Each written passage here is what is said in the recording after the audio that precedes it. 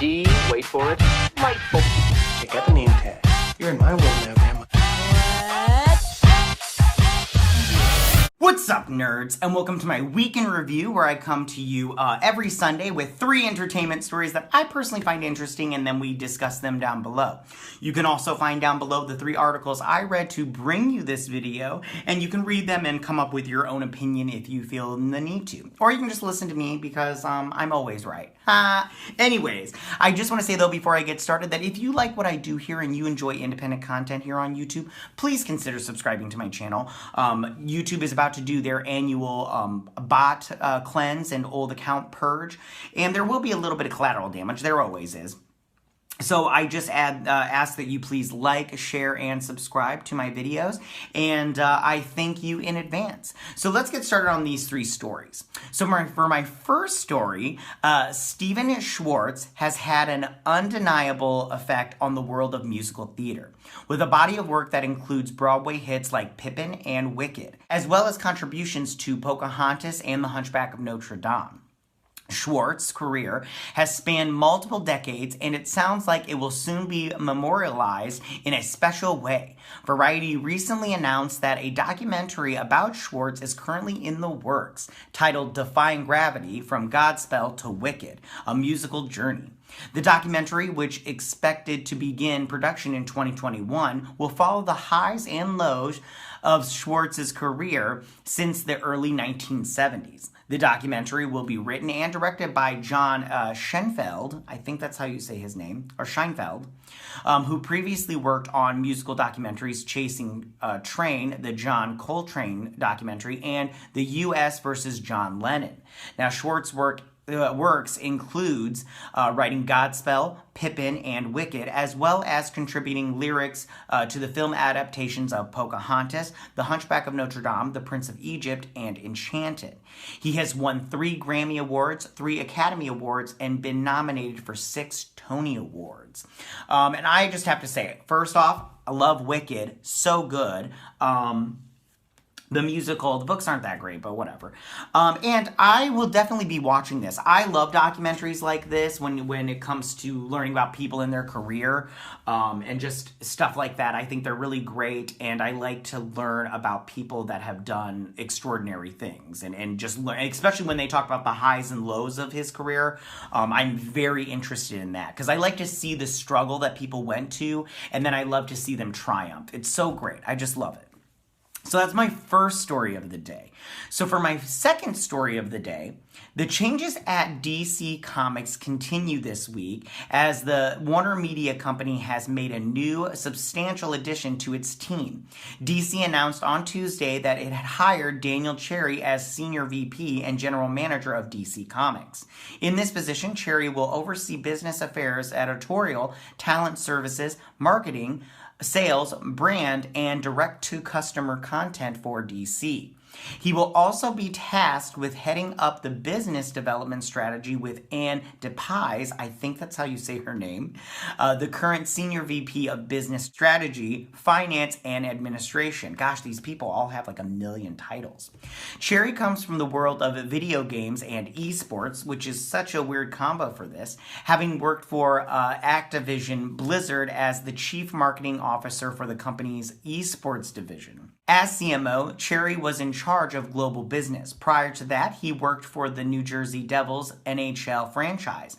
His tenure at DC will begin on September 8th, and he will be reporting to Warner Brothers, Global Brands and Experience President Pam Lifford. The hiring of Cherry will help the business side of things, but also allows changes on the creative side of the company as well. Cherry's new position will free up Chief Creative Officer and Publisher Jim Lee to take on a different set of responsibilities. Lee will now have an expanded role in the overall DC brand, in the hopes that he will find creative and unique ways to evolve and expand for a bigger audience. Now, DC Fandom, for example, is the kind of innovative avenue Lee will be tasked with creating. Now, Lee will bring his unmatched creativity, passion, and innate knowledge of the DC characters and canon to the company's efforts to evolve the brand and create relevance for new audiences around the world, according to DC. Now, Lee and Cherry are expected to work very closely once the latter begins at the company next week. And this hire comes not long after some major changes at DC, which include a massive wave of layoffs that affected most areas of the Warner Media. Danny DeYeo, who served as co-publisher alongside Lee, also left the company. Now, I have to say, I don't really know how this is going to work out. I think it's really weird to hire somebody from esports. But at the same time, if he does a good job and they give me DC Comics still, then I'll be happy about that. I really hope that he doesn't screw it up, because I love DC. I love DC Comics. They're so good. They're so good. For the most part. I mean, you know what I mean. So that's my second story of the day. So for my last and final story of the day, Netflix has ordered a drama series adaptation of The Three-Body Problem from Game of Thrones creators David Benioff and D.B. Weiss. The series will be based on the award-winning Chinese book series by Liu Cixin? I think that's how you... I don't think that's how you say it. I don't know. Anyways, with Alexander Wu writing the TV adaptation, as well as executive producing alongside Lin Kuei and Bernadette Caulfield. Sorry. Netflix's deal with Three Body Universe and Yuzu Group will see the English language adaptation cover all three books in Cixin's Remembrance of Earth Past series. Now, The Body Problem, The Dark Forest, and Death's End. Those are the three names of the three books. The books chronicle humanity's first encounter with an alien civilization in a story that spans from the 1960s to the far end of the universe and time itself.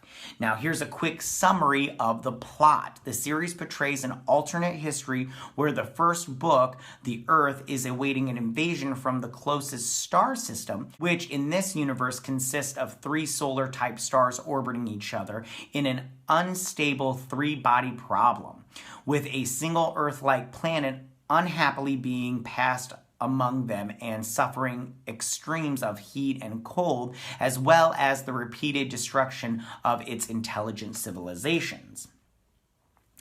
Now, while it's clear Netflix is trying to craft something major with its production, the inclusion of Weiss and Benioff will be problematic for some fans, like this one right here. The Game of Thrones creators stirred controversy with their planned HBO series Confederate, which imagined the alternate Earth in which the Confederate States successfully seceded from the Union, forming their own nation in which slavery is still legal in modern day.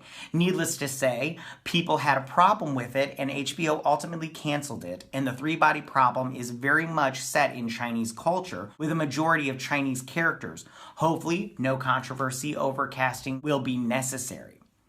And I just have to say, I have no confidence in D&D. I don't think that they're good at their job. I mean, yes, the first 4 seasons of Game of Thrones are fantastic, but that's because they relied heavily on the books. Once they got away from the books, there is a 5th book, but that 5th season, it's loosely based on the book, in my opinion. But once there was no books, that show, in my opinion, went downhill real quick. As far as this goes, they do have 3 books, so if they do 3 seasons, I think they'll do good on this show, only because they'll have source material. I don't know if David Benioff and D.B. Weiss are good when they don't have source material. And it will be very interesting to see them do something where they have to come up with their own ideas, like they did with that Confederate show, although that didn't get made. I would have liked to have seen what they would have done there. So, those are my 3 stories of the day. What did you guys think about them? What do you think about Schwartz getting his own documentary? Will you be checking out Defying Gravity when it ever hits theaters or, streaming or whatnot? How do you feel about DC hiring Daniel Cherry to be on his, to be the CMO of DC Comics? And how do you feel about Benioff and Weiss getting a new TV series for Netflix?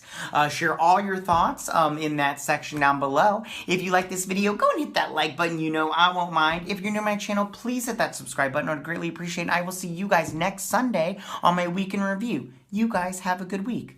Bye. Hey nerds, if you like this video, go ahead and click that Geek What icon and subscribe. And if you like this video, go ahead and join me every Sunday with my week in review.